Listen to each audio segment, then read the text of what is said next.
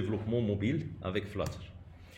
Comme introduction, c'est quoi Flutter? C'est un environnement, c'est un SDK qui va vous permettre de développer des applications mobiles. Il est développé par Google. Il va vous permettre le fait de développer des applications cross-platform. Bien, on peut dire développer des applications pour Android, pour iPhone et le web aussi en parallèle. Donc ça c'est le point fort des langages hybrides, que ça soit Ionic, que ça soit React Native, que ça soit ceci. Alors il se base sur le langage Dart. Il va vous permettre même aussi d'intégrer d'autres langages en parallèle. Il peut fusionner autres langages, que ça soit Swift, Kotlin ou d'autres. Bien sûr, un peu d'historique concernant ceci. Quand il s'est développé, on a fait sortir cette version. Alors en 2015, on a dévoilé pour les développeurs la programmation en Dart. Okay? Le 2017, on a fait sortir la première version qui se nommait Alpha Flutter. Puis après, en 2018, on a vu Beta de Flutter Mobile. C'est ainsi, vous pouvez dire qu'on n'a pas encore intégré le web dedans. En décembre, on a vu la version officielle 1. En 2009, on a vu Flutter Web.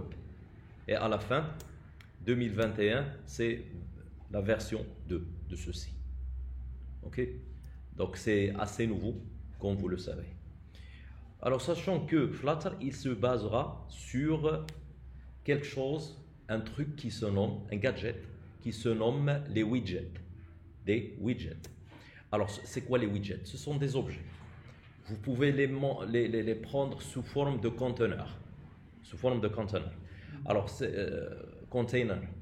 Les conteneurs, ils peuvent contenir des conteneurs. Ou un conteneur, il peut contenir autre conteneur. Ou ainsi de suite. Ça, c'est grosso modo comment ça marche. Donc, des accolades à l'intérieur. Il permet de faire quoi?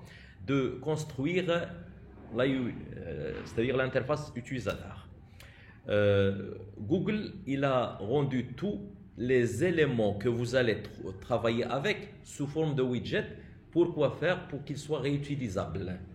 Ça, c'est le point fort des langages. C'est la réutilisabilité des outils. Est-ce qu'il y en a ceci ou non? Donc, c'est ça la question qui se pose. Exemple de ça, on peut dire les vues, les textes, les images, les boutons, tout ça, ce sont des widgets. Même les actions. Les actions, ils sont sous cette forme-là. Des espaces, des alignements, des détections d'un clic. Si tu cliques aussi, est-ce que derrière, il y en a un widget? Alors, j'ai mentionné ici un exemple, Cupertino. Si vous ajoutez ce widget, sache qu'il sera, quoi? Il sera maniable juste dans Apple. Ça veut dire la production de iPhone. Il ne sera pas maniable. Ainsi, ça vous donne une idée derrière. C'est que si je programme au sein de Flutter, ça veut dire que je dois songer à avoir un bout de code dédié pour l'Android ou dédié pour l'autre. Ok? C'est ainsi, soit vous allez chercher ceux qui sont compatibles avec l'ensemble, soit vous allez spécifier pour l'un. Non.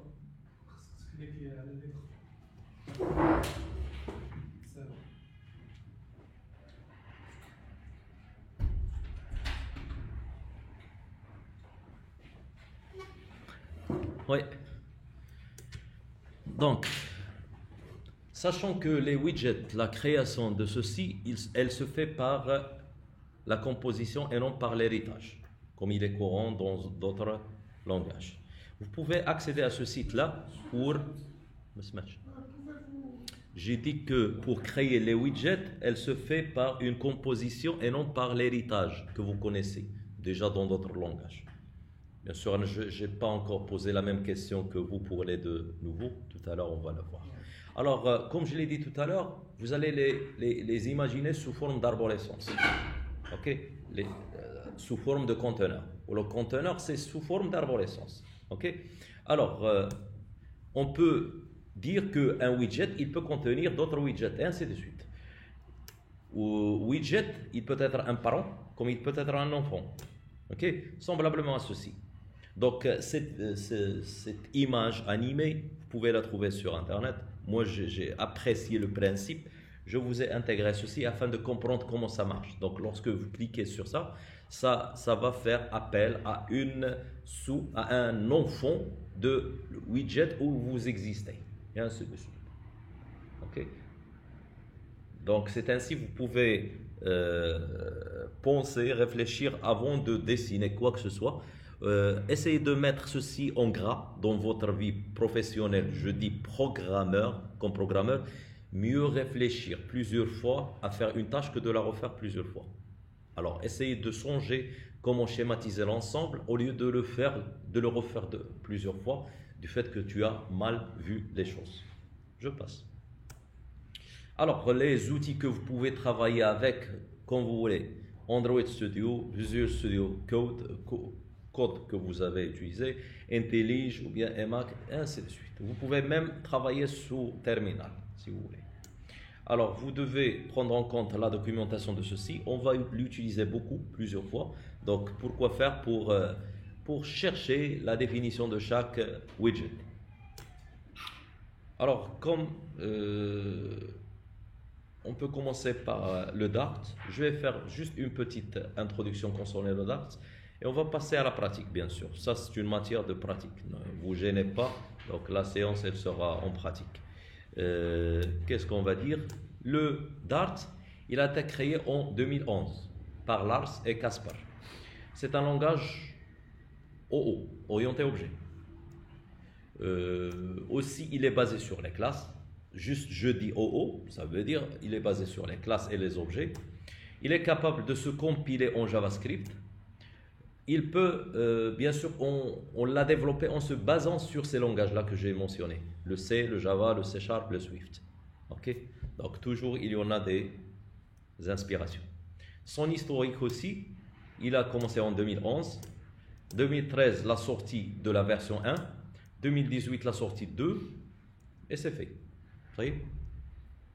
Donc, on peut dire qu'il se marie, il collabore avec Flutter afin de développer des applications en Flutter. Les avantages de ce package-là, ça veut dire le Flutter et le Dart. C'est un code pour tout. Pour tout, pour quoi faire? C'est-à-dire un seul code dédié pour iPhone, Android et le web. Il est doté d'une boîte à outils basée sur les widgets qu'on va dessiner avec.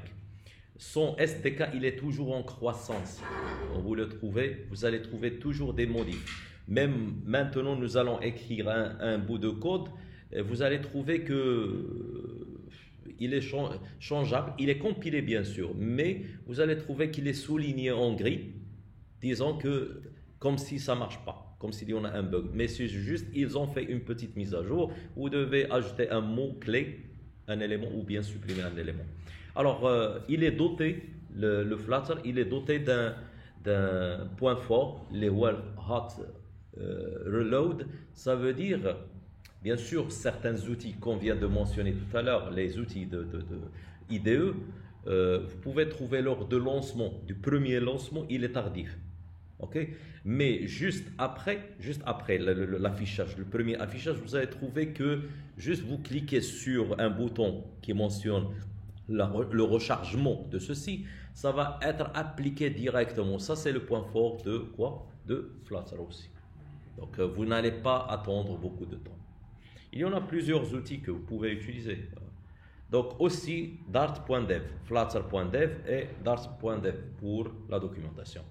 Alors maintenant, nous allons voir l'installation, ok? Puis après, on va voir le codage, ok?